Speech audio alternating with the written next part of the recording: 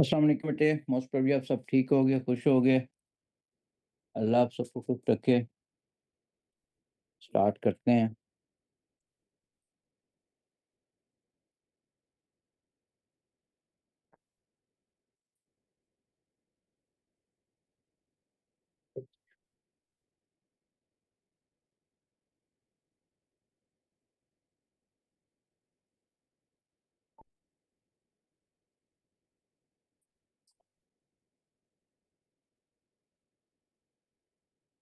वालेकुम अस्सलाम बेटे। अच्छा कल की क्लास ना बेटे, थोड़ा सा ना जिस टाइम पे हमारी क्लास है, I am having a PTM at college, ठीक है। तो कल उस टाइम पे बेटे जो क्लास है ना A1 की है, PTM last before their exams, इसलिए थोड़ी सी इंपॉर्टेंट भी है हमारे लिए। तो कल क्लास बेटे ज़रा सुबह के टाइम हम ले लेंगे। This is from 9 to 10:30, 9 to 10:30 सुबह के वक़्त। कल बेटे शाम को इस टाइम क्लास नहीं है, सुबह 9 टू 10:30 है, ठीक है? मैं सर प्लीज़ बता दें कि रिवीजन करें या बस आप जो P2 बेटे, ये P2 मेरे करवाने से पहले करो और देखो कितने मार्क्स आपके आते हैं। वो इ इस चीज़ को ये चीज़ ज़रूरी होती है ना बेटे। तो मैं जो करवा रहा हूँ ये भी तो सिलेबस ही है। अगर रिवीजन करनी है तो शॉर्ट नोट्स पढ़ के तो पास्ट पेपर्स को करो। पास्ट पेपर जिस हद तक कर सकते हो, क्योंकि मैं कहूँ ना हाँ हाँ बेटे रिवीजन करो ये तो मुझे भी पता है कि टाइम कितना रहता है। I don't don't want to make you people tense के वैसे ज्यादातर यार ये जनरेशन जो आप लोगों की बेटे ये टेंशन बड़ी जल्दी ले लेती है, ठीक है। तो मैं बच्चों को बेटे टेंशन नहीं देना चाह रहा था, टेंस नहीं करना चाह रहा था आपको। हाँ हाँ, नहीं यार पढ़ो यार, तुम पढ़ नहीं रहे। आप सारे पढ़ रहे होते हो, लेकिन मैं कह रहा हूँ कि पास्ट पेपर जो है मेरे करवाने से पहले आप लोगों ने किए हों, तो उसके बाद मेरे से कंपेयर करो ताकि आपको पता चल सके कहाँ where you people are standing. मैंने तो ये करवाने ही करवाने हैं। मैंने तो अपना बेटा अपना काम अपने बच्चों के साथ बैठना ही होता है। सिंपल इज़ दैट, मेरा तो काम ही यही है, ठीक है? आप लोग कल बुज़ुर्ग भी हो जाओगे फिर भी मैं बैठा हूँगा आप लोगों में। मेरा मैं सिंपल इज़ दैट मेरे मैं अभी एग्ज़ाम्पल दूँगा। अभी जो पढ़ा रहे हैं टीचर्स या जिस प्लेटफ़ॉर्म पे आप पढ़ रहे हो, जिस प्लेटफ़ॉर्म में अभी पढ़ा रहा हूँ, ठीक है? ज़ायनामैटिक्स ये भी तो मेरे ही स्टूडेंट है ना, जिसने आप पढ़ी इन्होंने भी मेरे से इसने ही पढ़ा होगा ना। They are doing very good work. मैं भी उनके साथ अभी भी बैठा हूँ ना, ठीक है? आज स्ट्रीम इंशाल्लाह होगी और आज है था प्लानिंग वो हाँ, आज स्ट्रीम होगी बेटा, आज होगी। स्ट्रीम होगी इंशाल्लाह। कल फुल सिलेबस वीडियो बनाएँगे। यार मुझे कह रहे हैं, अब आप लोग भी कह रहे हैं, मेल्स आई हुई काफ़ी सर। अब मैं पता नहीं वो कैसे बनानी है। थर्मल तो बेटा मैं करवा चुका हूँ सारी की सारी। थर्मल मैंने स्ट्रीम्स के अंदर भी सारी की सारी कवर कर दी और कल खत्म हो गई है थर्मल। कल भी स्ट्रीम में मैंने करवाई है, ठीक है? थर्मल तो पर it can not be done. Thermal आप नेट से देख लो वैसे, ठीक है? थर्मल सारी की सारी यूट्यूब पे भी हो गई है। पास्ट पेपर्स भी उसके करवाए हैं थर्मल के सारे, सारे के सारे, ठीक है?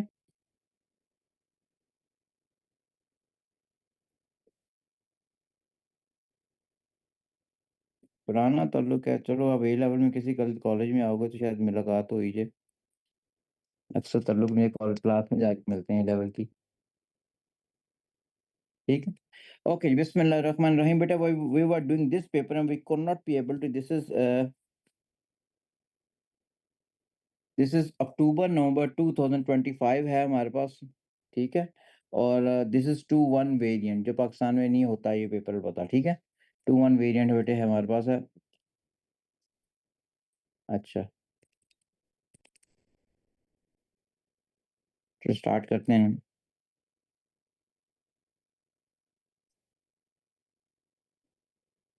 मोमेंटम में 1400 लिख सकते हैं, समझ नहीं आई। मोमेंटम में 1400 लिख सकते हैं पार्ट 2 में, क्या मतलब यार? मुझे समझ नहीं आई बेटे, आपका क्वेश्चन ही समझ नहीं आया। लिंटल एक्सटी बेटे आप स्टार्ट करेंगे आज, तो इंशाल्लाह होता है। लेकिन मैंने अभी तक उसकी स्टीम के लिए जो मटीरियल बनाना होता है ना, वो मैंने बनाया नहीं है, बताओ। क्यूब क्वेश्चन 1 का लास्ट पार्ट। अच्छा, आप इसकी बात कर रहे हो। 1400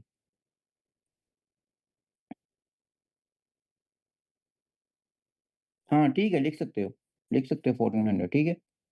हाँ, लिख सकते हैं बेटे, लिख सकते हैं। Yes, you may right this is 1400 like this वे, ठीक है? इसमें कोई नहीं। अच्छा ओके, अब बेटे हम नेक्स्ट क्वेश्चन पे आ गए। इन अ फैक्ट्री बेटे हमेशा राउंड ऑफ ना देखो मार्किंग की में हर चीज़ होती है वो 2 सिग्निफिकेंट फिगर में राउंड ऑफ की होती है हमेशा। जब उसने बताया 1400 मुझे पता नहीं चला किसका पूछ रहा है, वो मैंने फिर बाद में देखा ये है तो वी कैन राइट अगर इसको हम लिखते हैं 14 तो टाइम्स 10 टू द 2 हो जाएगा तो 1400 बचा लिख रहा है तो दिस इज़ 2 स्टैंडर्ड फिगर में राउंड ठीक है बिल्कुल राउंड ऑफ कर दिया थोड़ा-सा डज़न्ट मैटर। इलेक्ट्रिक मैग्नेटिज़्म बेटा आज स्टार्ट करूँगा इंशाल्लाह ठीक है? तो फिर वो हो ही जाएगी।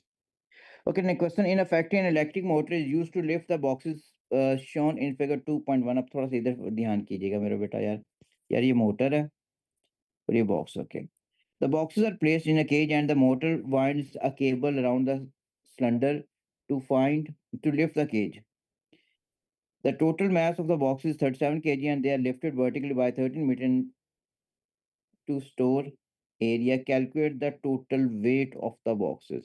अब कैलकुलेट है जब भी कैलकुलेट के साथ होता है तो आपने फॉर्मूला का एक नंबर होता है तो W equal to M G लिखना चाहिए। अच्छा अब ये क्वेश्चन ही एक नंबर का बेटे जब एक ही नंबर का क्वेश्चन होगा और कैलकुलेट वर्ड यूज हुआ फिर फॉर्मूले का मार्क नहीं होता फिर आपका वैल्यूज का नंबर होता है फाइनल जो है।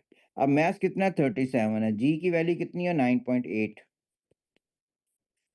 तो 37 टाइम्स 9.8 अगर करते हो तो आंसर आ गया हमारे पास दिस इज 362.6 तो we can write this is 363।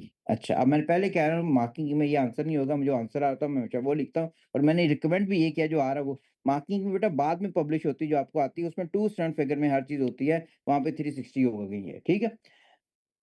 अच्छा जी लक्ष्य बता दिया sir sir we can't leave our answer as it is without rounding of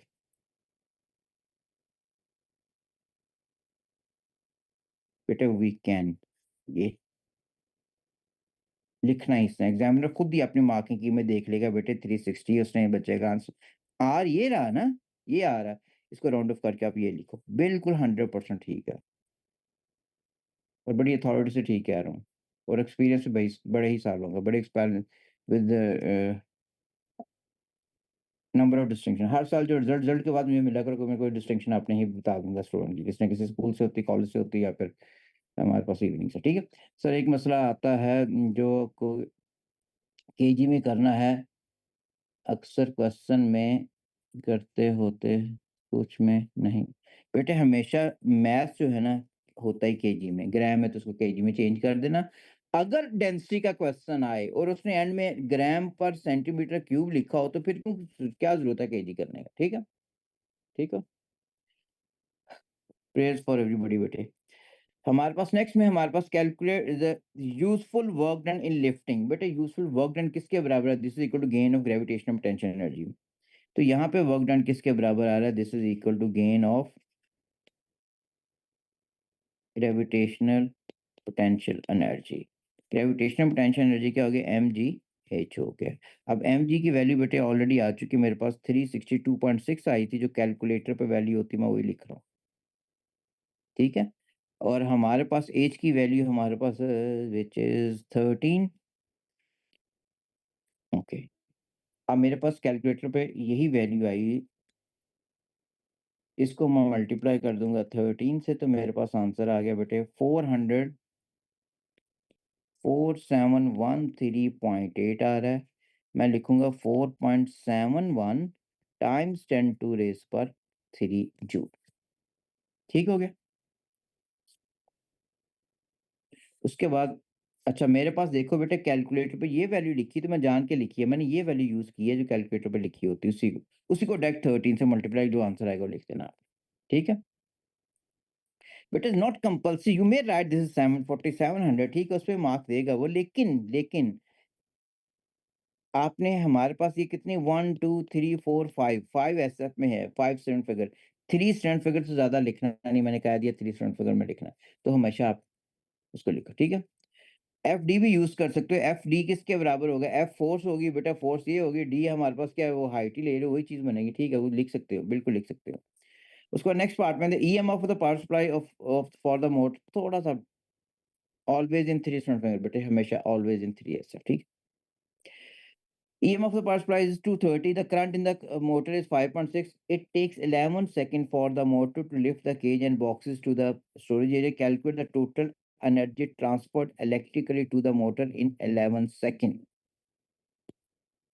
ठीक है, 11 सेकंड में। तो बेटा इसका फॉर्मूला क्या है? Total energy E equals to V I T, electrical energy जो आप सप्लाई कर रहे हो। वोल्टेज कितना है? 230। बेटे करंट की हमारी हमारे पास वैल्यू 5.6, टाइम कितना है? This is 11। तो ये हमारे पास हो जाएगा, दिस इज 230 टाइम्स 5,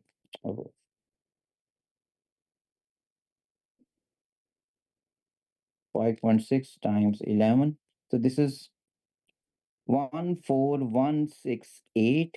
तो हम क्या लिखेंगे? 1.42 टाइम्स 10 टू रेज पर 4 जूल हो गया। ठीक हो गया? तो answer the percentage efficiency in lifting. अब हमारे पास एफिशिएंसी क्या होती है?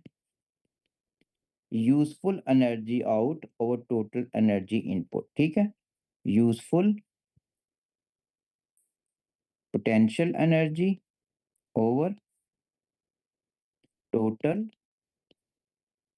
इलेक्ट्रिकल एनर्जी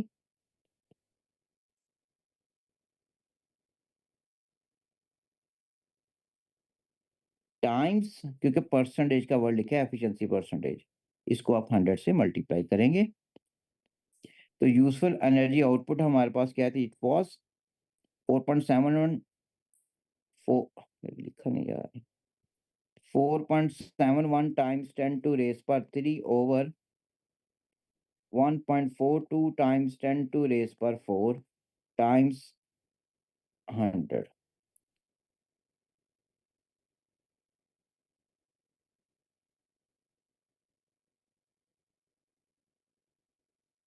33.24%, तो we can write this is 33%। ठीक है, ये आ रहा था, तो we can write this in 33%।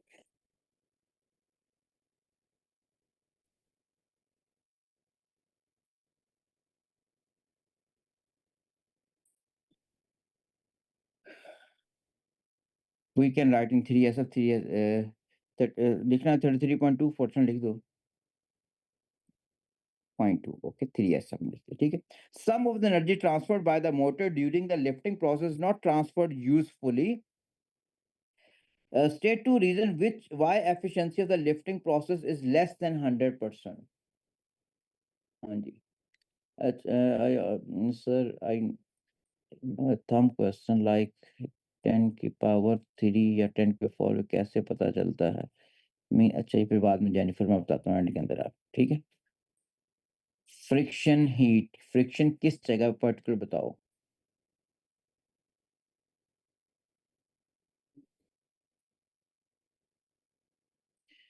Hamza मैं एक चीज बेटे बता चुका हूँ, मार्किंग की अब this is made it very clear कितने स्टैंड फिगर में लिखना है।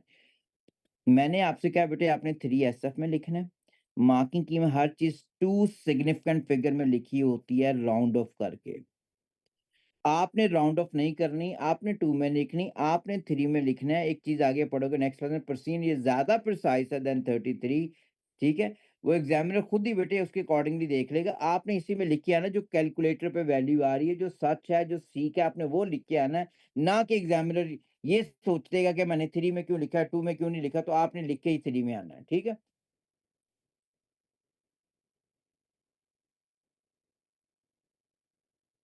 So we will lose marks if we simply write the answer we get on the calculator, like the example 33 as Ayesha we will not lose. बेटे मैं क्यों लिखता हूँ, मैं क्यों लिख के दे रहा हूँ आपको हर चीज? मैं लिख रहा हूँ हर चीज में, देखो मैं लिखूंगा 3SM में, हर चीज 3SM। मैं आपसे भी यही कह रहा हूँ, अपने 3 में लिखना है तो 3 में लिखो बेटे, लिखो। जो कैलकुलेटर पे वैल्यू आ रही है, ठीक है, उसको 3SF में राउंड ऑफ करके लिख दो बस। मार्किंग की में हर चीज़ राउंड ऑफ की होती है, वो इस फॉर्मेट में नहीं, 10 की पावर में नहीं लिखी होती है, वो सिंपल लिखी होती है, ठीक है? अब ये बताइए, अब ये तो मैथमेटिक्स में आपने पढ़ा होगा बेटे कि 10 की पावर कैसे आती है। कुछ ना समझ आ रहा हो ना, तो ये कैलकुलेटर नज़र आ रहा है, इसमें ये ईएनजी का बटन होगा, इसको दबाओगे खुद ही 10 की पावर आ जाएगी, एक्स्पोनेंशियल लिखा हुआ है ये, ईएनजी, ठीक है? खुद ही बेटे 10 की पावर आपके पास आ जाएगी, ठीक है? और आसान कर दीजिए।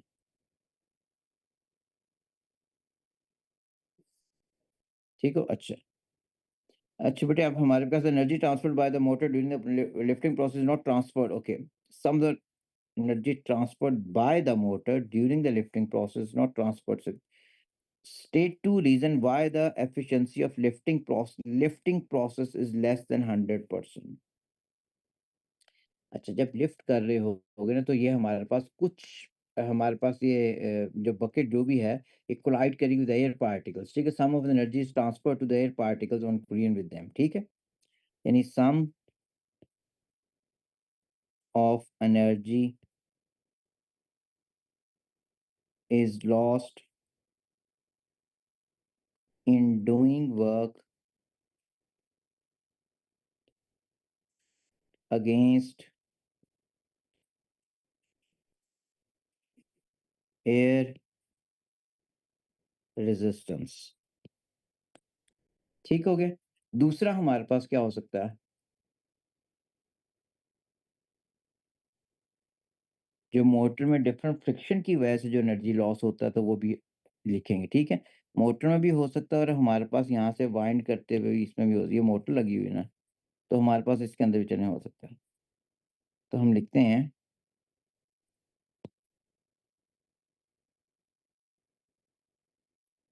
सम of energy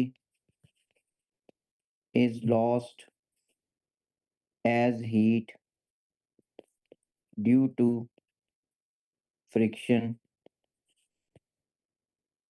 in different parts of motor। ठीक हो गया? फ्रिक्शन इन मोटर, ठीक है। हमारे पास रेजिस्टेंस इन कॉइल, मोटर के कॉइल के अंदर कॉइल के रेजिस्टेंस का मोटर पूरा मैक्रोस्कोपिक दिखा हुआ मनाहिल, तो आप वो लिखोगे ज़्यादा better. Resistance in the coil resistance हमेशा होता है, इतना हम ये लग नहीं रहा। मोमना सर, थर्मल एनर्जी बेटा कहाँ से थर्मल एनर्जी प्रोड्यूस होगी? प्लीज ट्राई टू रीजंस का वर्ड है हमारे पास, जस्टिफाई करोगे। If you right simple thermal energy will not get any credit, ठीक है? मार्किंग की में फ्रेजेस होते हैं, वो एग्जैक्ट आंसर में होने चाहिए बेटे। मैं मार्किंग की क्यों नहीं खोलता पढ़ाते हुए? रीजन और ना मैं पहले देखता हूँ, उसकी रीजन ये होती है कि मैंने फिजिक्स को फोकस करना, और physics can never be wrong. Produced in motor, किस वजह से Momina produce in motor? Due to resistance of due to high resistance of wire. अगर वायर का रेजिस्टेंस हाई अगर होगा, तो हीट एनर्जी ज्यादा प्रोड्यूस होगी, लेकिन मार्क मिलता नजर नहीं आता बेटा मुझे, ठीक है? अब I have to check in marking की, क्योंकि मार्किंग की में उसने इसका नंबर दिया है रेजिस्टेंस ऑफ कनेक्टिंग वायर्स का, क्योंकि उसके मैक्रोस्कोपिक मोटर दी, मैक्रोस्कोपिक बड़ी डायग्राम दी हुई है, तो उसमें हमारे पास फ्रिक्शन की वजह से एनर्जी लॉस नजर आ रहा है जब वो टर्न करता है। और दूसरा हमारे पास जब ये ऊपर जा रहा है, तो एयर पार्टिकल्स को कोलाइड करता है, तो some of energy is also transfer to the air particles, ठीक है? ठीक है। अब हादी बेटे, I wrote only air resistance lost and friction energy lost, and friction energy loss due to friction लिख सकते हो, energy loss due to air resistance. बेटे देखो ना, एक मिनट ये चीज देखो, वो पार्टिकल कह रहा है स्टेट के साथ है, टू रीजन हाईलाइट किए हैं उसने, उसने लाइनें कितनी दी हैं, इसका मतलब है we need to fill all this in order to get full credit. तब रीजन लिखोगे, जस्टिफाई करना आप लिखते जा रहे हो ना। अगर फ्रिक्शन, फ्रिक्शन कहाँ पे भाई? वो स्पेसिफाई करो। अगर सिंपल एयर रेजिस्टेंस लिखते जा रहे हो, तो एयर रेजिस्टेंस किसको मिल रहा है? मोटर को मिल रहा है। मोटर को तो एयर रेजिस्टेंस मिल नहीं रहा, ये गौर से देखो। मोटर को एयर रेजिस्टेंस, मोटर अपनी जगह पे है। एयर रेजिस्टेंस तो ये मूव कर रहा है, जो चीज़ मूव करती है उसको एयर रेजिस्टेंस मिलता है। बताओ एयर रेजिस्टेंस को मिल रहा है, बताओ सेकंड एनर्जी इसमें ज़ाया हो रही है। अब हमारे पास एक बच्चे ने पूछा था कि resistance of this one, but अब देखना पड़ना अगर इसमें कॉइल में लिखा हुआ है क्योंकि मोटर की इंटरनल स्ट्रक्चर तो दो दिया नहीं हुआ, दूसरी मोटर दी हुई है, तो इसमें शायद हो, ठीक है? शायद हो, देखने पड़ेगा। I shall check in marking and let you know, ठीक है? अच्छा, work done to lift the weight of the cage is the correct work done to lift the बेटे वो तो यूज़फुल एनर्जी है यार। Work done to lift the cage हमारे पास वो तो पोटेंशियल एनर्जी है, वो तो work done lift the cage हमारे पास है ही है। वो तो पोटेंशियल एनर्जी है, एनर्जी लॉस की बात की, वो तो यूज़फुल एनर्जी है।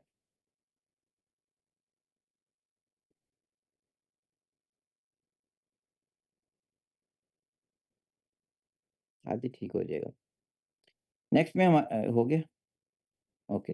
नेक्स्ट क्वेश्चन में आ गया figure 3.1 shows a small block of ice at 0 degree centigrade. Okay. This temperature is 0 degree centigrade. And a plastic cup that contains 0.24 kg of water. The initial temperature of water is 22 degrees centigrade. The block of ice is dropped into this one. Describe in terms of molecules why energy is transferred by conduction from the water to the ice is a 2 mark question. Conduction होती क्यों है? The thing that should come in your mind, conduction particles collide करते हैं तो ये होती ही bye collision है या बाय फ्री इलेक्ट्रॉन है। यहाँ फ्री इलेक्ट्रॉन है ही नहीं है, तो बाय कंडक्शन है, bye collision.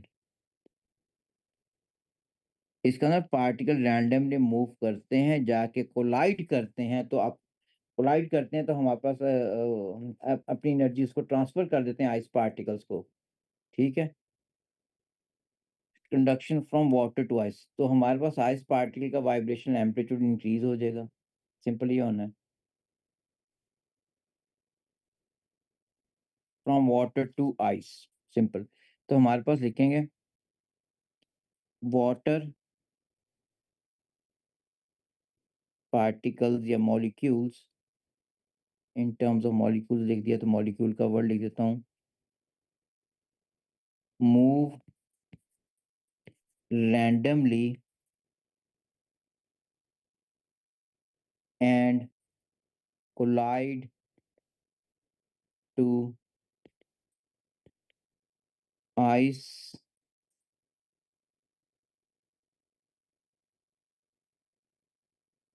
Block and transfer it to its molecules, resulting an increase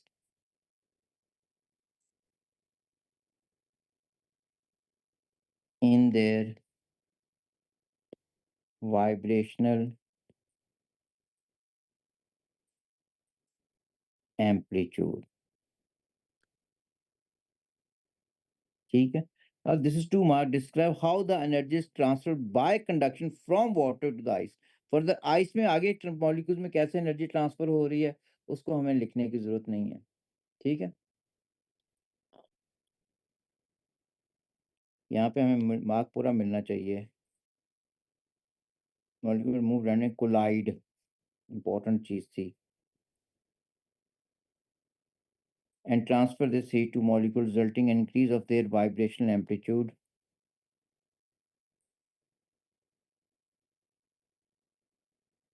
बस इतना ही। Sir I only wrote molecule will collide and with each other and transfer energy, नहीं, 1 नंबर मिलना चाहिए इस पे। 2 नंबर का क्वेश्चन है अभी, ठीक है? तो मैं इसमें थोड़ा सा अभी भी आया था, टू द आइस लिखा हुआ है, अगर आइस में एनर्जी कैसे ट्रांसफर होती है उसको लिखने की जरूरत नहीं है, ठीक है? Water particle collide vigorously that break down the intermolecular forces of ice. Wrong, wrong and wrong.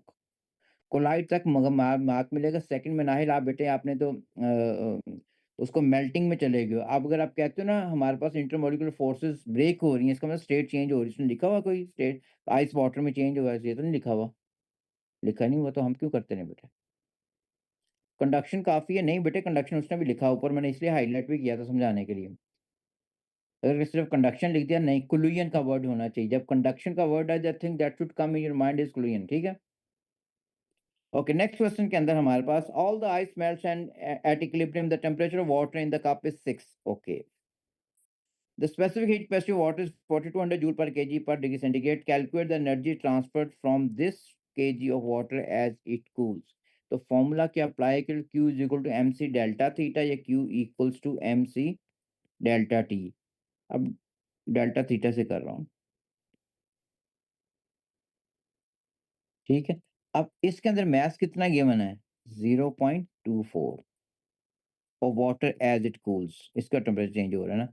Specific heat capacity कितनी है? 4200। टेम्परेचर चेंज कितना है हमारे पास? इसका temperature it was 0 degree centigrade था ना। Water specific equals to water the energy transferred by of water as it cools. अच्छा, इनिशियल टेम्परेचर वाटर वाज 22, ठीक है? तो फाइनल माइनस इनिशियल। अच्छा बेटे यहाँ पे अवेलेबल है तो 22.0 माइनस 6 और ये, अच्छा, और यहाँ से आंसर आ जाएगा हमारे पास। मैं अब एक मिनट, मैंने बताना है बेटे एक चीज।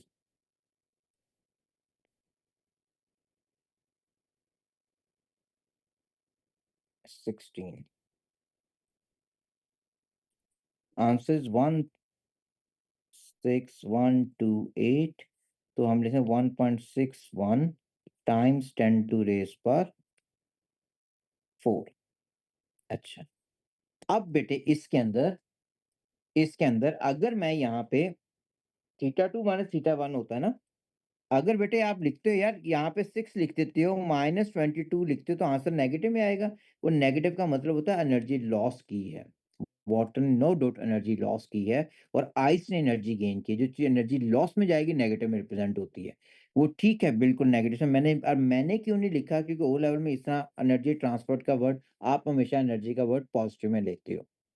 नेक्स्ट क्लास में हम 6 माइनस 22 ही लिखवाता मैं और आंसर माइनस में आता, और मैं लिखता कि माइनस साइन इंडिकेट कर रहा है कि एनर्जी वाटर ने ट्रांसफर की है और आइस नहीं है, और आइस का आंसर पॉजिटिव में आता, ठीक है?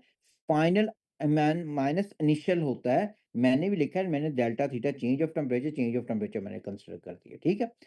फिर मैं दोबारा कर रहा हूँ इसी क्वेश्चन को बेटे, अगर मैं कोई गलती नहीं है, Q equals to M C theta two minus theta one. हमारे पास मैथ की वैल्यू 0.24 है, स्पेसिफिक हीट कैपेसिटी 4200 आ रही है। ये आएगा 6.0, फाइनल हो गया, इनिशियल 22.0 हो गया। मेरा आंसर आ रहा है 1.61 टाइम्स 10 टू रेस पर 4 जूल। बिल्कुल 100% ठीक है। ये नेगेटिव साइन क्या रिप्रेजेंट कर रहा है? Negative sign shows that energy is lost by water। ये होगा, ठीक है? और नहीं, ओरल में नहीं पूछेंगे बेटे, ओरल में सिंपल ये है, मैंने आपको बताया तो है। लेकिन मैंने अभी बच्चे ने पूछा sir theta two minus theta one होता है फाइनल माइनस इनिशियल, तो मैंने फाइनल माइनस इनिशियल से भी कर दिया है। कोई 1% भी माइंड में बेटा नहीं आना चाहिए, दोनों ठीक है, ये ज्यादा अप्रोप्रिएट है। ये you can do in any way. Describe how the molecular structure at 0 degree centigrade differ from the molecular structure at 6 degree centigrade and 0 degree centigrade. 6 degree centigrade में मॉलिक्यूल्स क्या होंगे हमारे पास? 0 डिग्री सेंटीग्रेड में ice जो है वो तो water के पार्टिकल तो क्या होते हैं, वो रैंडमली मूव कर रहे होते हैं, कोई ऑर्डर नहीं होता, रैंडम ऑर्डर होता है, ठीक है? और 0 डिग्री सेंटीग्रेड उनका डिफाइंड ऑर्डर होगा, they are very close to each other, ठीक है? पहले हम लिखेंगे पेपर में इस तरह at liquid at 0 degree centigrade, molecular structure है। बिल्कुल हाँ, 6 उस पे वाटर वाटर 6 पे 0 डिग्री एट 6 डिग्री सेंटीग्रेड पहले लिख रहे हैं उसको, एट 6 डिग्री सेंटीग्रेड। कोई पर्टिकुलर ऑर्डर नहीं है, रैंडम ऑर्डर होता है, ठीक है?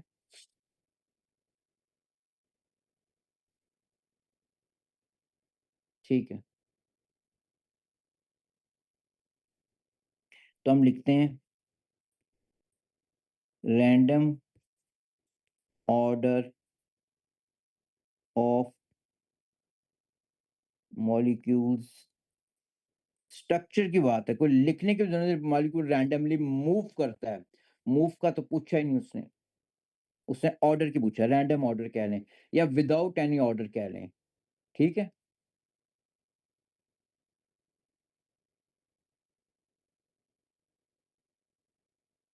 ठीक है? बेटे स्ट्रक्चर ये स्ट्रक्चर में सिर्फ़ ऑर्डर बताते हैं, सिर्फ़ ऑर्डर। इर्रेगुलर लिख लो, हाँ, irregular can be, irregular order लिख सकते हो।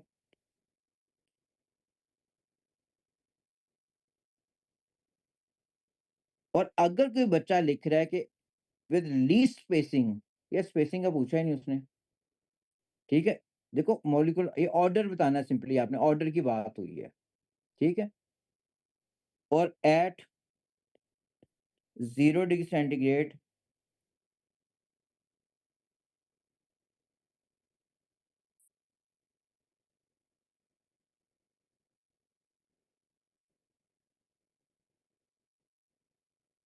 पार्टिकल लिखा क्यों नहीं जा रहा आज?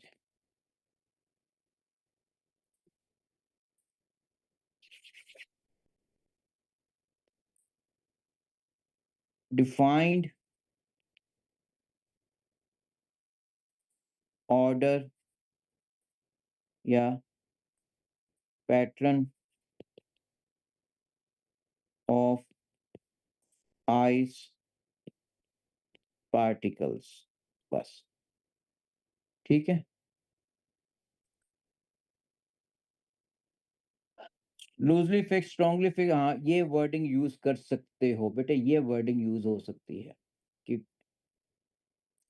लेटेस्ट स्ट्रक्चर का word, molecules vibrate eight there latest structure, vibrate अगर कर रहे हैं तो हमारे पास वो टाइप ऑफ मोशन है, वो मॉलिक्यूलर स्ट्रक्चर नहीं है, स्ट्रक्चर में हमारे पास पैटर्न बताते हैं, ठीक है? मॉलिक्यूल फिक्स होते हैं एट देयर मीन पोजीशन, ये ठीक है, लिख सकते हो उसमें। और उसमें हमारे पास फिक्स नहीं होते ही, लेकिन ये बताने के लिए मॉलिक्यूल इसमें रैंडमली मूव कर, इसमें रैंडम मोशन नहीं है। सिंपली ये चीज़ बतानी है, ठीक है? पेपर में भी इसी तरह ही और इस तरह ही। 6 पे हमारे पास वाटर है, ऑफ वाटर, ठीक है? और यहाँ पे आइस क्लियर हो, ठीक हो गया? लिक्विड का क्लस्टर फॉर्मेट, हाँ, क्लस्टर फॉर्मेट में बताना तो वो बता, यस वो ठीक होगा। बेटे आंसर मैं क्यों लिख रहा हूँ, आपको लिखने का मेन ऑब्जेक्टिव ही यही है कि आपने लिखना ही इस तरह।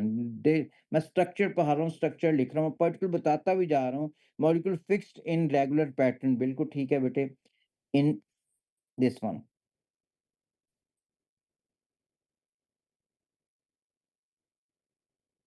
डिफाइंड ऑर्डर या रेगुलर पैटर्न, ठीक है? बिल्कुल पॉइंट्स में जाओ, if your answers concept is clear, we always have to go for this format, ठीक है? नेक्स्ट में the plastic cup containing water as 60 centigrade is left in a room where the room temperature is 22 degrees Celsius, the temperature of water in the cup rises slowly to room temperature. When the water is at 60 centigrade is left in a metal cup, the temperature of the water rises from the room temperature more quickly. State why the temperature of water in the cup return to room temperature more quickly when the cup is made up of metal. A metal is a good conductor of heat due to free electrons. ठीक है? Why temperature of cup water in the cup return to more quickly when the cup is made up of metal. या तो लिख लो कि metal में free electrons होते हैं और हमारे पास जो कप है उसमें फ्री इलेक्ट्रॉन्स नहीं होते, वो इंसुलेटर है, बैड कंडक्टर ऑफ हीट है, ठीक है? तो हमारे पास लिख सकते हैं कप जो है is a bad conductor of heat, ठीक है, इन कंपैरिजन टू मेटल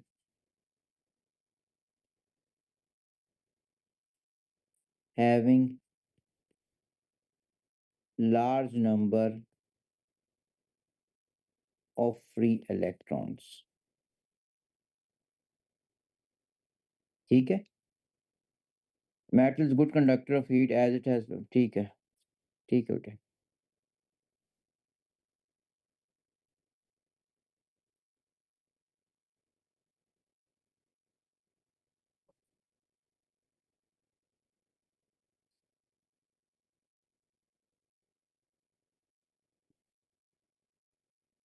एक बार वो कौन सा क्वेश्चन बेटा, वो चेक करो, कराओगे तभी पता चल। जैसे ये मॉलिक्यूलर स्ट्रक्चर का वर्ड है, मॉलिक्यूलर मोशन नहीं है, ठीक है, मॉलिक्यूलर बिहेवियर नहीं है।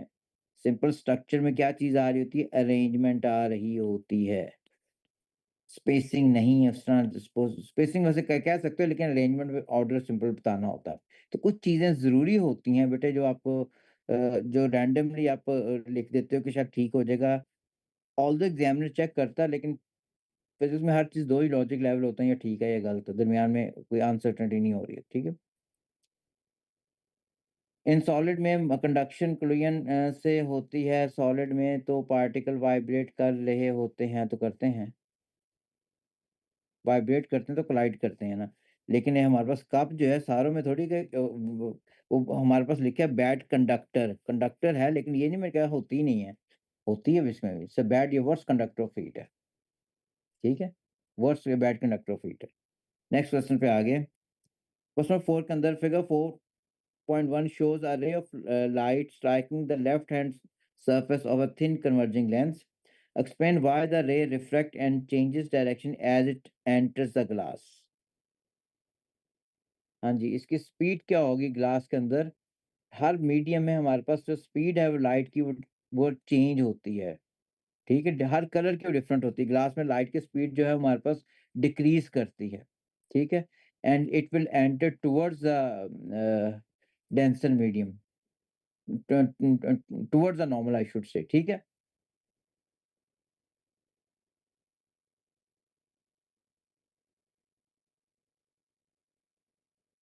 अच्छा होगा कि पैरेलल जा रही है, should pass the principal focus में पास है। Why the ray refract at changes direction, refract change direction, ठीक है। चेंज डायरेक्शन के हमारे पास क्या हो गया, due to change of speed, due to change of speed, change की जगह ज्यादा ड्यू टू डिक्रीज, हो गया एक मिनट, ड्यू टू डिक्रीज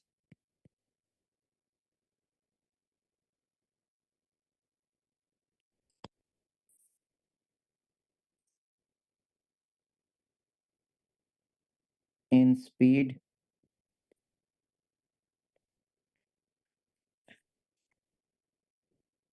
तो ठीक है, ठीक।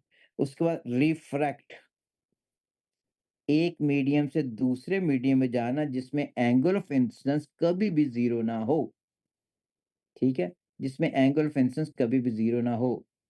द वेव जो है it travel from one medium to another with an angle which is greater than 0 डिग्री। इसमें एंगल ऑफ इंसिडेंस जो होगा that is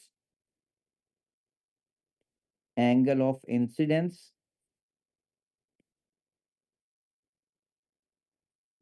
is greater than 0, तब रिफ्रैक्शन होती है, ठीक है। बात क्लियर होगी। ओके, अब मैं इसको लिखूंगा आंसर बेटे। Why the ray refract,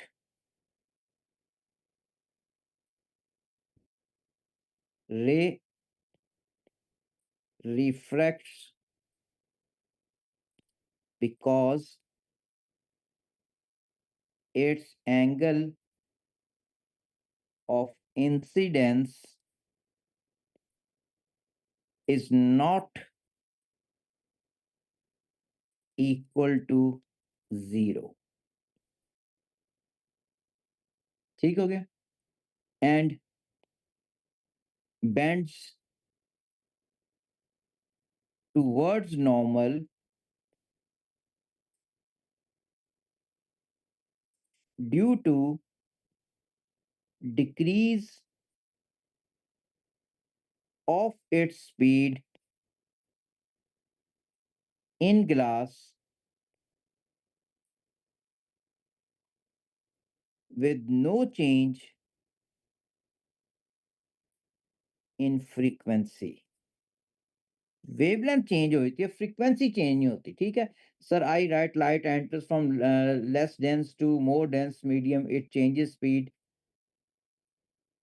and then refract and direction changes and then refract. Refract का पूछा हुआ है, उसने कहा कि रे रिफ्रैक्ट क्यों कहती है, आप वही कह रहे हो रे रिफ्रैक्ट कर रही है, उसने ये तो पूछा हुआ है। रे रिफ्रैक्ट इसलिए कि इसका एंगल ऑफ इंसिडेंस जीरो नहीं है बेटे, तब रिफ्रैक्ट करती है, एंगल ऑफ इंसिडेंस जीरो हो तो फिर नहीं। ठीक है, फ्रीक्वेंसी का बताना बेटे जरूरी नहीं है, क्योंकि आपको एक नंबर यहाँ पे मिल जाना चाहिए और दूसरा मार्क मैंने बेंडिंग स्पीड का है, यानी कि इंपॉर्टेंट चीज जो है हमारे पास, ये angle of incidence is not equal to zero. एक तो ये इंपॉर्टेंट चीज थी मेरे लिए, और bend towards the normal because decrease of speed important थी।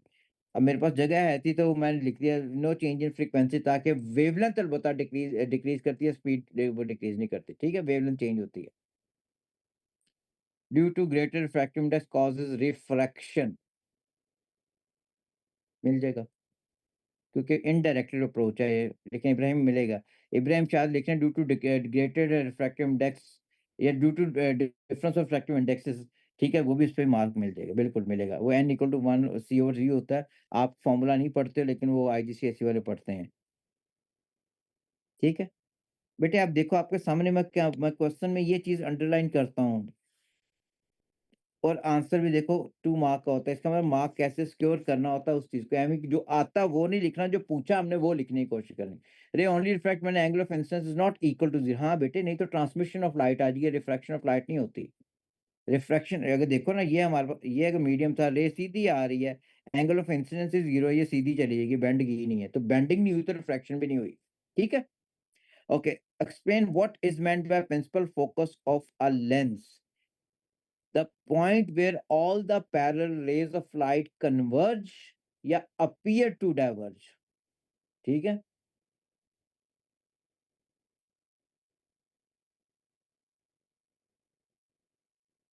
ठीक है। तो हमारे पास point where all the parallel rays of light converge or appear to diverge। appear to diverge क्यों लिख रहा हूं, for a यार for a diverging lens। ठीक है,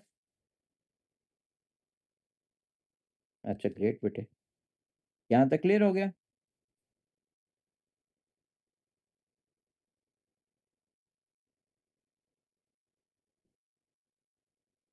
Parallel to the principal axis।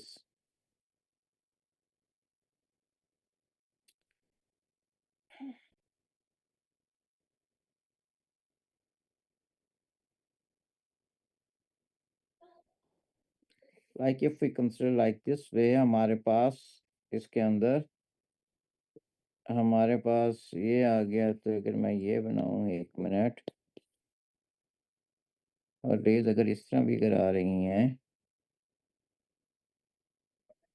तो हमारे पास इसके अंदर अ, तो ये भी कन्वर्ट, तो ये भी करेंगे, लेकिन प्रिंसिपल फोकस वाली चीज बच्चे ने लिखी हुई है, इन्होंने लिखी है पर ईमान ने, ईमान कियानी ने। तो प्रिंसिपल एक्सिस इफ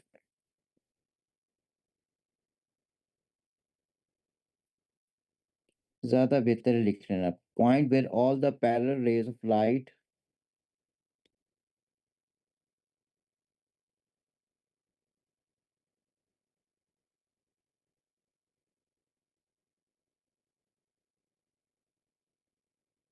ज़्यादा अच्छा पॉइंट है। Point where all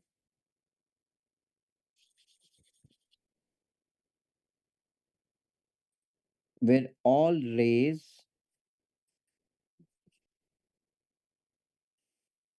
parallel to the principal axis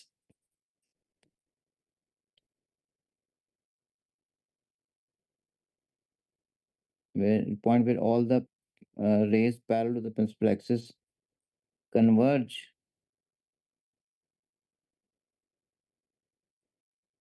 or appear to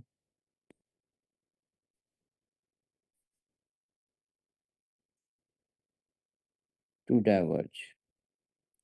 ठीक है बेटे, अच्छा होना चाहिए क्योंकि हमारा point where all the rays passes and later intersect to form an image, it is not necessary that image formed on the focal। नहीं बेटे, ये नहीं है इब्राहिम। आपने वहां पे parallel rays of light converge होनी चाहिए या डाइवर्ज होनी चाहिए in case of diverging lens. ठीक है। पहले वाला भी ठीक था लेकिन ज़्यादा अच्छा है। बच्चे ने वो हमारे पास हम जो पढ़ते हैं ना बेटा, वही कर रहे होते हैं कि हमारे पास point where all the parallel rays of light parallel जितनी रेज हम बनाते हैं they are parallel to the principal axis होती हैं। क्योंकि एक लॉ है ना, मैंने एक्चुअली क्यों मैंने किया, मैं उसकी रीज़न बताऊँ बेटे। हमने ये लॉ पढ़ा हुआ ना, ये ये हमारे पास प्रिंसिपल एक्सिस हो गया। हम ये लॉ पढ़ते हैं, if a ray of light is parallel to the principal axis then after refraction it will pass the principal focus. ये लॉ पढ़ते हो, तो उस लॉ को मैंने माइंड में आया। Point where all the rays parallel to the principal, जितनी भी रेज आ रही हैं पैरेलल में, वो फोकस में जाके मीट करती हैं, तो मैंने उसको फोकस किया फिर। ठीक है। the point where all the parallel rays of light converge or appear to। ठीक है। and that ray that should be parallel to principal axis। ज्यादा अच्छा principal axis, क्योंकि लॉ अंदर एक इन्वॉल्व हो रहा है, उसको उसके थ्रू बताया। focal length distance between the principal focus and the optical center of the lens। ठीक है, distance between the principal focus and the optical center of the lens। so distance between principal focus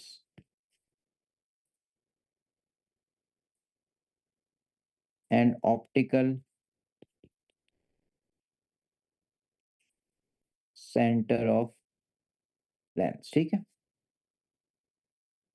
उसके बाद next part में कह रहा है an object O of height 1.8 centimetre is placed at a point 2 centimetre to the left of the centre of the lens. बेटा ये हमारे पास ये 1 हो गया, ये 2 हो गया, और इसका मतलब है यहाँ पे। चलें देखते हैं क्या कह रहा है। Figure for full scale diagram showing the principal axis and two focus. Draw an arrow to represent the height and position of the object O।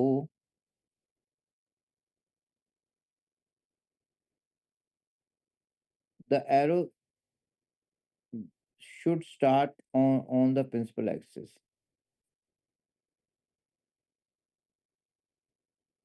बेटे बाद में से ये लो, बाद में मैंने से शेयर जो करनी होती हैं।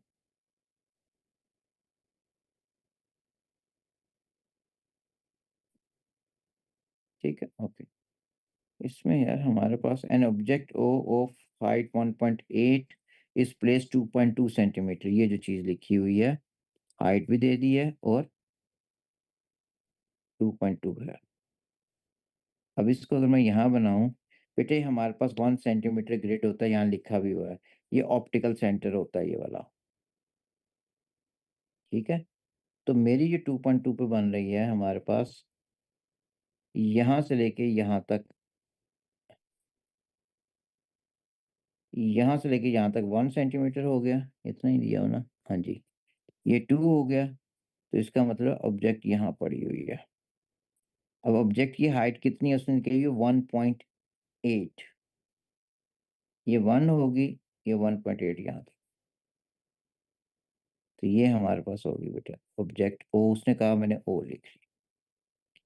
उसने कहा full scale diagram on draw an arrow to represent the height and position of O। The arrow should start on the principal axis। ये हमने बेटे ये हो गया। ठीक है।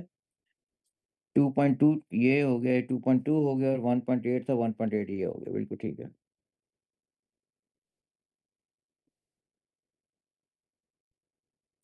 2.2 है। बेटे इधर देखो गौर से, ये 1 सेंटीमीटर होता है ना, तो ये सबसे छोटा डब्बा 0.2 को रिप्रेजेंट कर रहा है, 0.2, 0.4, 0.6, 0.8, 1, 1.2, 1.4, 1.6, 1.8, 2, 2.2, ठीक हो गया? तो आप मुझसे गलती हो रही है आपसे बेटे, और 1.8 बेटे ये हो गया, ठीक हो गया? ठीक है, बिल्कुल ये। On figure draw 2 rays of light from the tip of arrow to locate the position of the tip of the object, okay. हमारे पास बेटे पहली रे ऑफ लाइट आपने कंसीडर कर ली, जो ऑप्टिकल सेंटर पे इंसिडेंट करनी है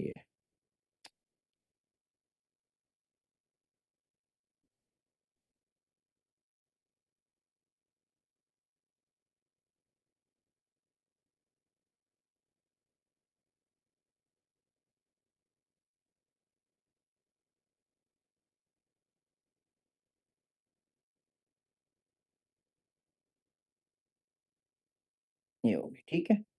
ऑप्टिकल सेंटर पे इंसिडेंट हुई स्ट्रेट चलेगी। सेकंड क्या होता है, if a ray of light goes parallel to the principal axis and after refraction it will pass through the principal focus. Focus is this one, ये होगी। पेंसिल आज ना मेरी इस गलती से, ये होगी, ये होगी, ठीक हो गया? हमारे हमारे पास नेक्स्ट में to locate, अच्छा, for to draw two rays of light from the tip of arrows to locate the position of the tip of the image। अब इमेज को लोकेट करना है। अगर इमेज लोकेट नहीं हुई है तो डाइवर्जेंट रे इमेज को लोकेट करने, इन्हीं को आप एक्स्ट्रापोलेट करोगे अब, ठीक है? So that you can locate image, ठीक है? तो अगर इमेज लोकेट करते हैं तो इसी को हमारे पास अगर बनाए हम लोग,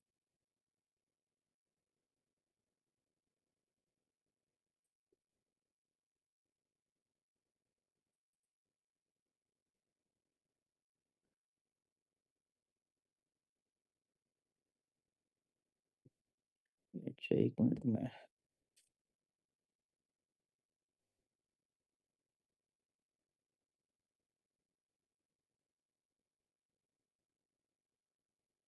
ठीक हो गया?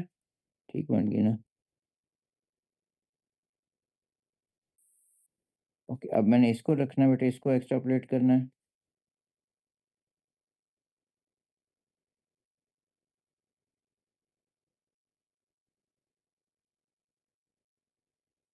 उसने कहा फुल स्केल डायग्राम है।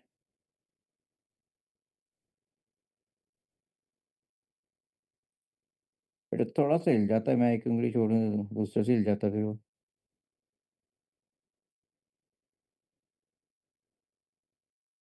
देखा, मैं एक कोई एक छोड़ूँ तो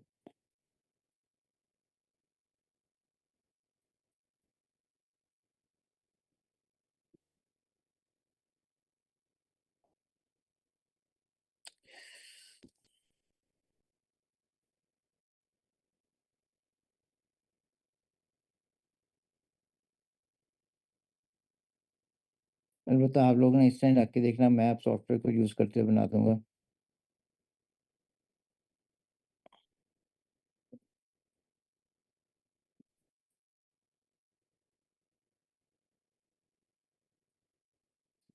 सो you are having its image at this position. Image जो होगा हमारे पास बेटे वो ये वाला बन रहा है।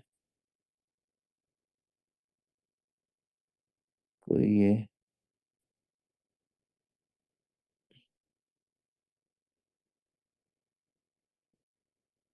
इमेज होगा, ठीक है? हमारे पास इमेज को उसने कहा था आई से करना है तो मैंने आई से लेबल कर दिया। अब अगर देखो दोबारा ये लाइनों को यहाँ तक बना दी थी, यहाँ पे इंटरसेक्ट करता है वहीं पे आना, ठीक है? पेंसिल से बनानी होती है, बिल्कुल पेंसिल से बेटे, आपने पेपर में पेन से बनाएँगे तो फिर बाद में नहीं करनी, ठीक है? ग्राफ पे पेंसिल पेंसिल यूज़ करते हैं, ड्रॉ एंड, लेकिन पेन से बना दो गलत नहीं है। आई से लेबल कर दिया, ठीक है?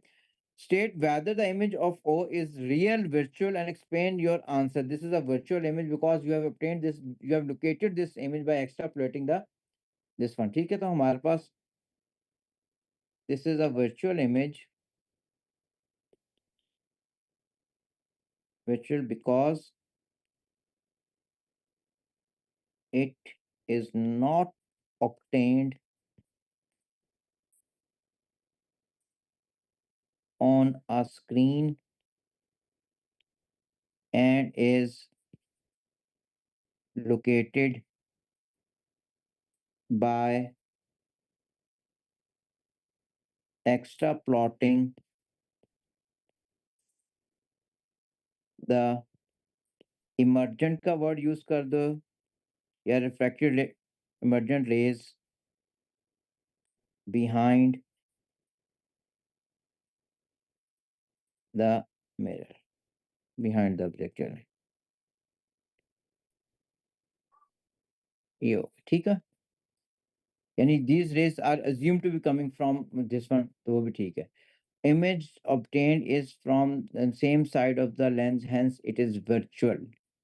On the same side of lens, benefit of doubt पे देखना पड़ना है कि मार्क दिया हुआ उसने, लेकिन दिस इमेज वर्चुअल अगर आपने कह दिया है तो आपको मार्क मिल जाना है, ठीक है, मार्क मिल जाना है।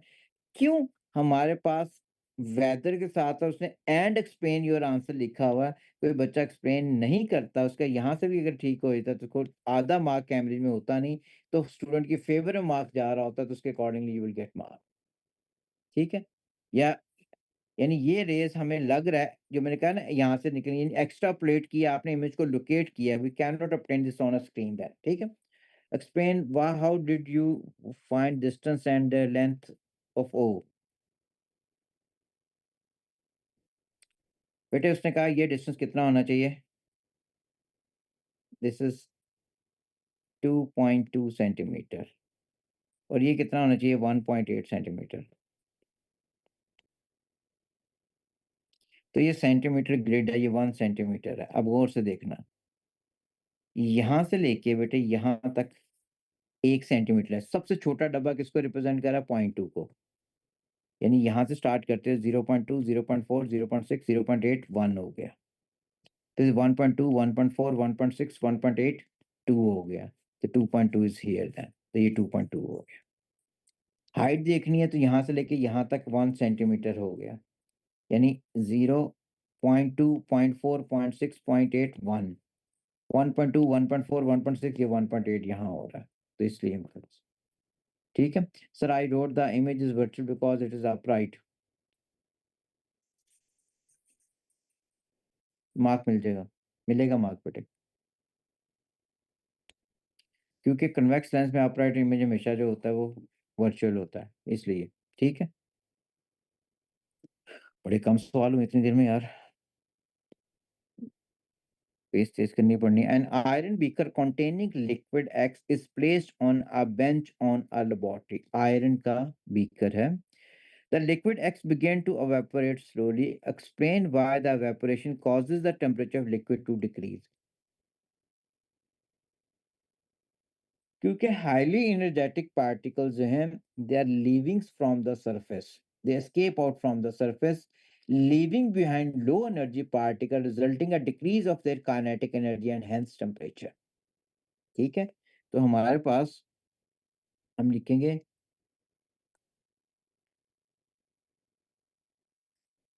Highly energetic particles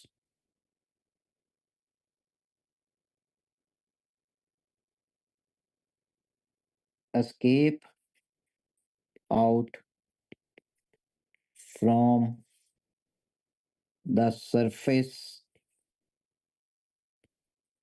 of liquid। Surface का वर्ड इंपॉर्टेंट बनता है क्योंकि वेपोरेशन लिखा हुआ है, ठीक है। Leaving behind low energy particles resulting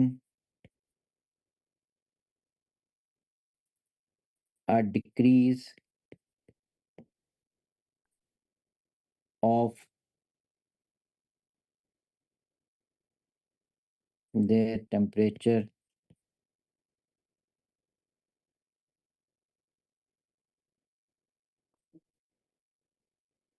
और काइनेटिक एनर्जी, वही बात होगी ना ये। Faster molecule escape from the surface, बिल्कुल ठीक है, क्योंकि हमारे पास हाईली एनर्जेटिक का मतलब है काइनेटिक एनर्जी ज़्यादा, स्पार्क स्पीड उनकी ज़्यादा फास्ट में, and leave behind slow particles with low average kinetic energy and cools down the liquid, बिल्कुल ठीक है, ठीक है, बिल्कुल। The iron beaker containing the liquid X is placed on an induction heater as shown figure 5.1. The induction heater contains a coil of wire in which there is a high frequency alternating current. The alternating current in the coil generate a current in the in the base of the iron.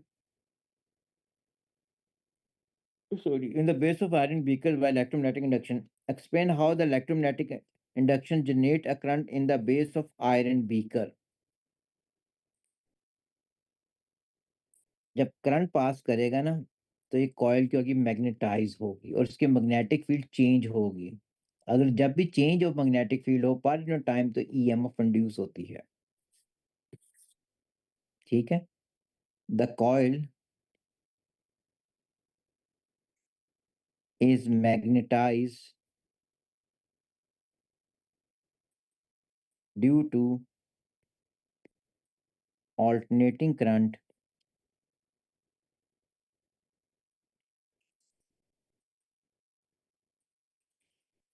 Through it. ठीक है। And causes a change in the magnitude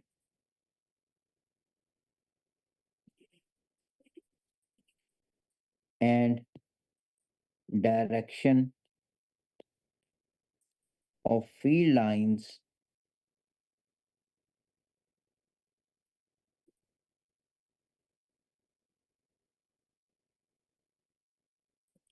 per unit time to induce EMF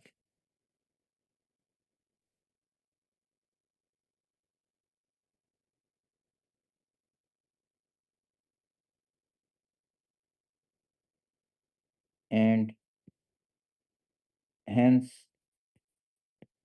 current in the base of beaker। अच्छा, अब ये देखिएगा, the coil is magnetised, एक number current की वजह से मैग्नेटाइज, ऑल्टरनेटिंग करंट नहीं भी लिखते तो फिर भी ठीक है। ठीक है। मैग्नेटाइज होना, अगर मैग्नेट बन गई है तो हमारे पास इसका उसके मैग्नेटिक फील्ड लाइन निकलेंगे और मैग्नेटिक फील्ड लाइन जो है वो चेंज हो रही है। ठीक है। And causes a change in the magnetic field. ठीक है। पर यूनिट टाइम, तो इससे ईएमएफ इंड्यूस होगी, तो इंड्यूस करंट फ्लो करेगा बीकर में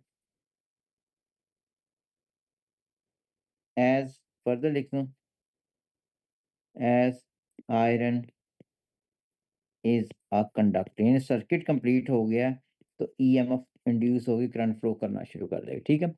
अच्छा sir, we can change the magnetic flux instead of, हाँ बिल्कुल, मैग्नेटिक फ्लक्स का word you can write, can Juveria, बिल्कुल you can write magnetic flux, ज़्यादा अच्छा, लेकिन फ्लक्स का वर्ड आपके सिलेबस में लिखा नहीं हुआ तो मैं फिर लिखता कौन हूँ। ठीक है। लेकिन बड़ा अच्छा वर्ड है, फ्लक्स का होना भी चाहिए। Ibrahim, the coil with high frequency alternating produces a changing magnetic field around itself, which gets interact आएगा, intersect by the base of the iron beaker, causing magnetic flux resulting in induced EMF, hence ठीक है, मैं मिल रहा, mark पूरा मिल रहा बेटे। Rate of change of magnetic flux linkage, can I right this one? Rate of change of magnetic flux linkage से क्या होगा, आगे बताओगे। ईएमएफ फ्लक्स बनेगा कैसे, पहले मैग्नेटिक कैसे आएगा करंट की वजह से। ठीक है। फिर फ्लक्स की कैसे आ रहा और फिर ईएमएफ कैसे आ रहा है, वो 3 मार्क को स्कोर करने के लिए, क्योंकि क्वेश्चन है एक्सप्लेन एंड हाउ, मार्क कितने, 3। एक हमारे पास आना चाहिए करंट की वजह से मैग्नेटिक इफेक्ट, दूसरा मार्क मिलना चाहिए वो करंट की डायरेक्शन चेंज होने से मैग्नेटिक फ्लक्स चेंज होता है पर टाइम, और तीसरा ईएमएफ इंड्यूस होती है, इंड्यूस करंट फ्लो करता है क्योंकि आयरन आयरन कंडक्टर होता है, ये चीज।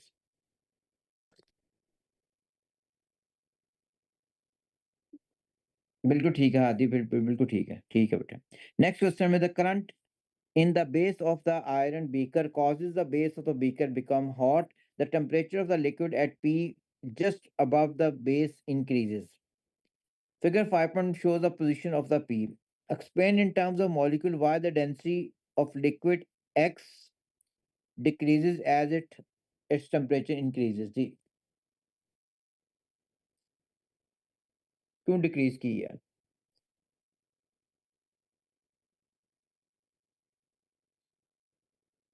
हमारे पास वॉल्यूम इंक्रीज के कितने मार्क है? 3 नंबर का बेटे, वॉल्यूम इंक्रीज बिल्कुल ठीक है, वॉल्यूम। यार अगर टेम्परेचर ज्यादा हुआ है तो क्या चीज ज्यादा होगी? पार्टिकल्स की काइनेटिक एनर्जी ज्यादा होती है, उनकी स्पीड ज्यादा होती है। वो एक दूसरे को ज्यादा कोलाइड करते हैं, इनको दूर दूर भगा देते हैं, जिसके वजह से हम कहेंगे वॉल्यूम इंक्रीज कर गया है।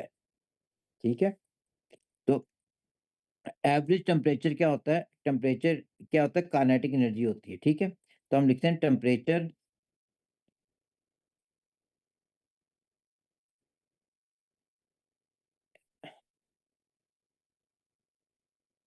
Causes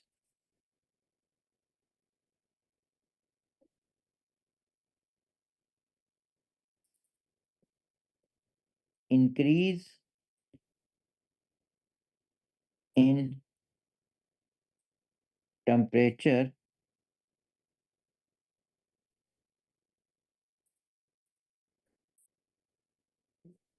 increases the kinetic energy,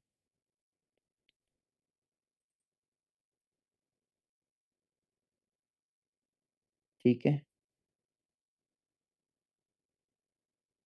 and hence frequency of collisions with other molecules and compel them to move apart, resulting an increase in volume। बेटे टेम्परेचर ज्यादा हुआ है, काइनेटिक एनर्जी ज्यादा होगी। काइनेटिक एनर्जी हो जाएगी, आपस में एक दूसरे की बॉक्सिंग भी ज्यादा होती है। फ्रीक्वेंसी बॉक्सिंग ज्यादा होगी, वो एक दूसरे का थप्पड़ मारते हैं, दूर दूर चले जाते हैं, दूर दूर चले जाएंगे तो वॉल्यूम इंक्रीज हो जाएगा। इन terms of particles, simple volume increase कर गया, डेंसिटी कम होगी, राइज कर गया। ये नहीं लिखना, उसने क्या दिया? डेंसिटी डिक्रीज कर हो रही है। आपने बताना डेंसिटी डिक्रीज हो रही है, क्यों हो रही है भी? Why density of X decrease? X की kinetic energy increase, particle move further from each other, volume increases, density decreases, rise up. Rise को लिखने की जरूरत है, कोई नहीं बेटे, पूछा ही नहीं उसने। ठीक है, बिल्कुल ठीक है, अब्दुल राफे ठीक है। आखिरी जो लाइन, सेकंड लास्ट लाइन लिखने की जरूरत को नहीं है।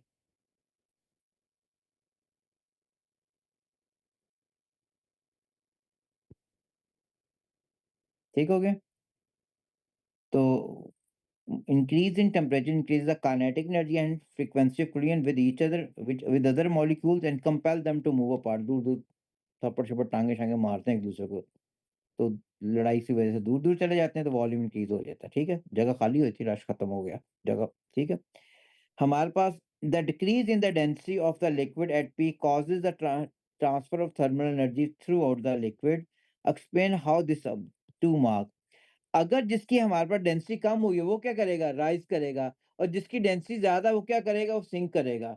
जहां से राइज कर रहा होता है, हमेशा सिंकिंग उससे नहीं होती। जहां राइज अबव द फ्लेम होगा, अब राइज हमारे पास इन द मिडल होगा, और सिंक हमारे पास साइडों से हो रहा हो। जहां से राइज होता है वहीं पे सिंक नहीं करता। ठीक है, तो हमारे पास density of the liquid at P, ठीक है, तो हमारे पास लेस डेंस पार्टिकल्स या molecules rise up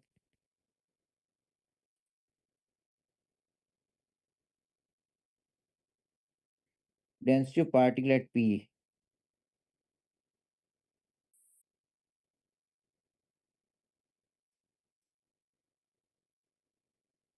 At P, rise up, creating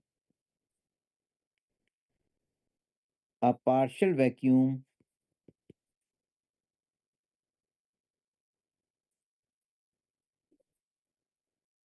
ठीक है, at their initial position. Denser particles sink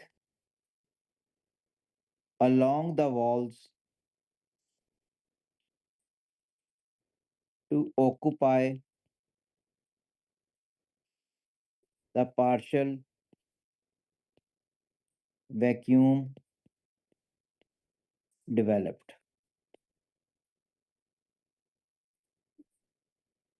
I had to go with then send me request WhatsApp पे मतलब so basically we have to write about convection. हाँ बेटे वो देखो उसने मेरा बेटा क्या ही दिया ना, डेंसिटी ये ट्रांसफर पर है। बड़ा ही कोर कॉन्सेप्ट का पेपर है ये, सही से कहूँ तो कोर कॉन्सेप्ट ये पता हो कि यार ये चीज वाकई इस तरह हो रही है, एब्सोल्यूट आंसर बनता है ये। स्क्योरिंग पेपर है। क्वेश्चन 6 पे आ गए बेटे। नहीं शुरू शुरू में पहला कर रहे हो ना मेरे साथ, इसलिए डिफिकल्ट लग रहा है कि मैं एक एक क्वेश्चन कहाँ से उठाता हूँ कि क्या चीज मांगी उसने, वो इसलिए आपको लग रहा होगा बेटे। तो आस्ता आस्ता ठीक हो जाएगा। वही चीज डेवलप करनी है। A circuit consist of a battery of EMF 9.0 volt, okay, a switch resistor P, ammeter, a 4 ohm resistor, and a voltmeter. This one. Circuit diagram state Ohm's law.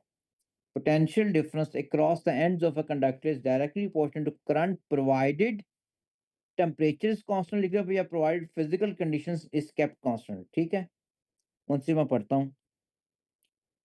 The potential difference आप PD लिख सकते हो कैमरे में इस तरह, ठीक है ना, बिल्कुल ठीक है। across the ends of a conductor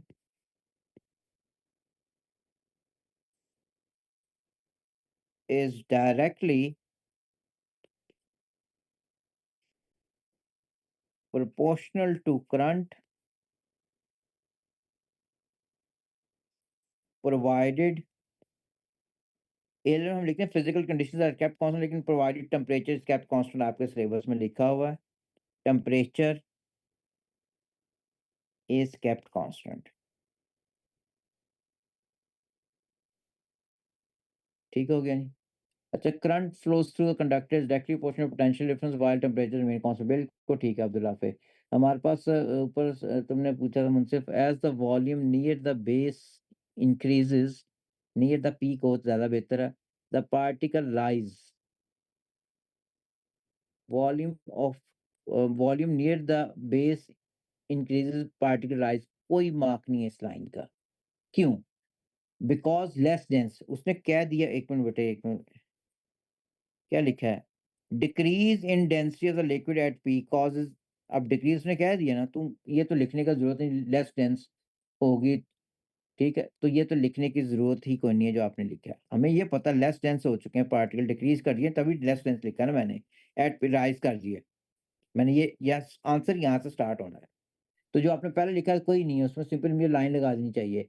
it particles beside it and higher denser, high dense particle descend, बिल्कुल ठीक है, डाउन क्रिएटिंग, लेकिन कहाँ से आ रहे हैं हाई डेंस, वो सरफेस क्या कहते हैं, अलोंग द वॉल आ रहे होते हैं, लेकिन आपको एक नंबर इसका मिल रहा है बेटे, एक नंबर मिल रहा है। ठीक है, क्योंकि आपने कुछ नहीं लिखा हुआ कि पार्टिकल, अच्छा पार्टिकल राइज लिखा हुआ साइड पे, ठीक है मिल गया, मिल जाएगा। क्योंकि ओ लेवल का एक्सप्रेशन इतना बेहतर नहीं, लेकिन मार्क मिलेगा टू, दोनों नंबर मिलेंगे बेटे, दोनों नंबर मिलेंगे, ठीक है।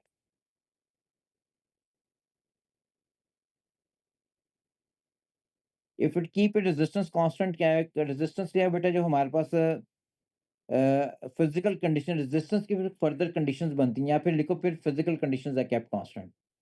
ऑल्दो रेजिस्टेंस कांस्टेंट ही होता है, लेकिन रेजिस्टेंस कांस्टेंट है on the basis of certain physical conditions. या either you need to let the examiner know about the physical conditions, या सिंपल टेम्परेचर का लिख दो जिस तरह हमारे सिलेबस में, ठीक है?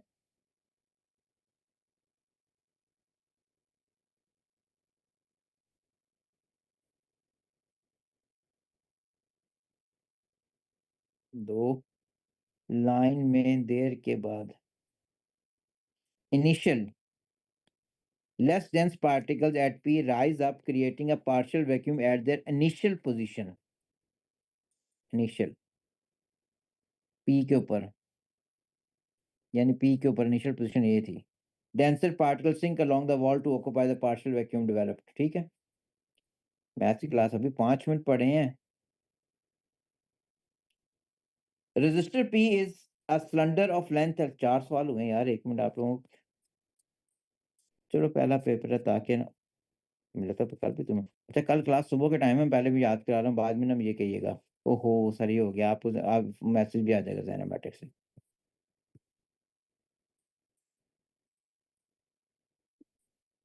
Resistor P is a cylinder of length L made from a conducting modeling clay.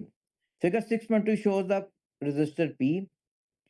P has a resistance of 8 ohm. The switch in the circuit in figure 6.1 is closed. Calculate the reading on the ammeter. P की reading ये 8 है।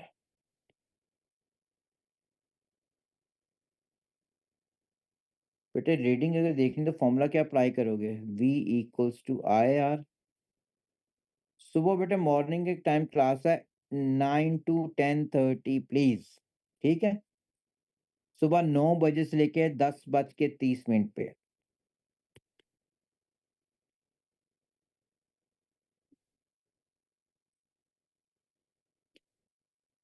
बेटे current की value हमने देखनी है, resistance दोनों resistor series में लगे हुए 8.0 प्लस 4.0, तो करंट की वैल्यू किसके बराबर होगी? 9/12।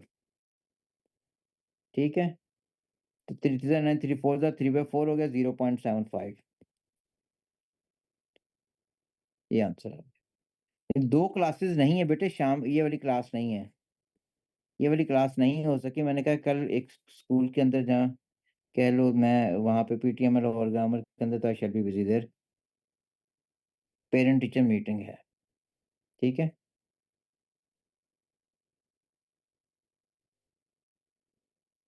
बेटे 11 के बाद फिर मेरी क्लासेस कॉलेजेस में स्टार्ट होती हैं, तो मैं I I can provide you recording, शायद यही पेपर हो सकेगा, ठीक है? I can provide you whatever you want, ठीक है? 0.75। अच्छा, अब बेटे हमारे पास V equal I R, R की वैल्यू क्या है? दोनों रजिस्टर्स हमारे पास सीरीज में, तो ऐड अप करने हैं अपने, ठीक है?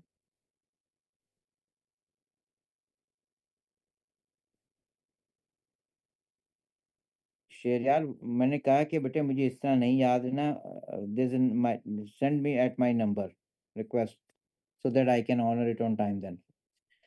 Calculate the power transferred electrically to the resistor P. resistor P हमारे पास ये है 8 ओम है। फॉर्मूला क्या होगा? P is equal to V I भी लिख सकते हो, या P इज इक्वल टू आई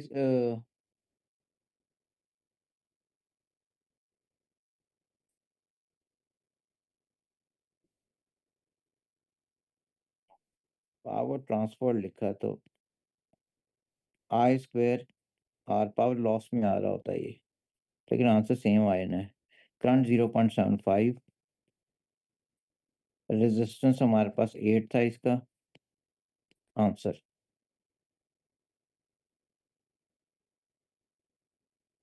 ओहो बंद हो गया हुआ है।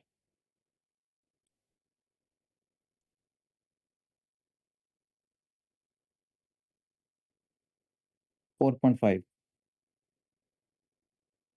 सर ऊपर वाले में नहीं कंप्लीट कर प्रिडिक्ट किया तो है ये वाला मैंने ऊपर किया था, मैंने यहाँ पे उसको नीचे ले आया, समझाया मैंने ऊपर था।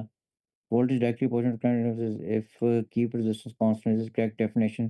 बेटा how you keep the resistance constant? There are certain condition that must be satisfied to keep the resistance constant. Either you need to let the examiner know that condition is temperature, तो बिल्कुल ठीक है बेटे। फिर बेटे इसके मैं P4 की अलग क्लास रखूँगा, पूरी उसमें सारा कुछ कवर कर दूँगा वैसे ही। P4 बहुत आसान पेपर होता है वैसे, एमी अबोव बनाया तो सबसे आसान मार्क्स स्कोरिंग मार्क भी होता है। 20% है P4 की वेटेज, इस पेपर की 50% वेटेज है, आपकी P1 की 30% वेटेज है, इसलिए पहले ये करवाया था, सारी सारी स्कैटरिंग को कॉन्सेप्ट क्लियर हो जाए। फिर मैं इस पे आया हूँ ताकि ये मैक्सिमम इसकी वेटेज से मार्क्स गेन्स है। ट्रेंड में ये इसको प्रॉपर करेंगे सारे ही, ठीक है? No worries. चलो जी अब 29 हो गए, टाइम खत्म हो गया है, कल फिर यही होना है, ये हो जाना चाहिए था जो नहीं हुआ हमसे।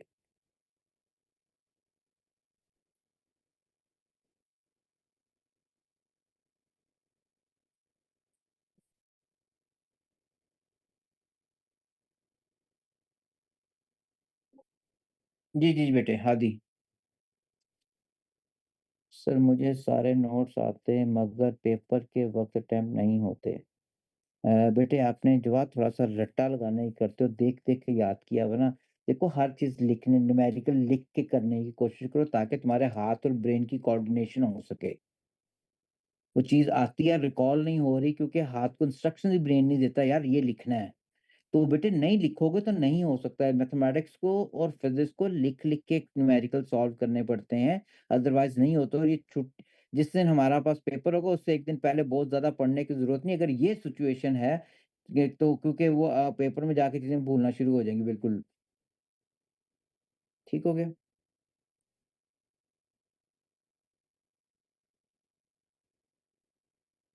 अच्छा जी, लुकमान हरीम गलत आया बेटे आपका। ये तो उसने कहा ही नहीं हुआ इसका। पावर बेटे इसकी देखो इसने इस पी की कहा हुआ मेरा बेटा। अरे मुझे ये पी बेटा इसमें आपने किसकी निकाल दी है? P equal to V I voltage तो इसका आ रहा है। इसके क्रॉस वोल्टेज थोड़ी इसके क्रॉस वोल्टेज निकालो नहीं तो। वो तो पावर इसका आ रहा है सोर्स का, ठीक है? ओके मीट यू टुमारो इंशाल्लाह।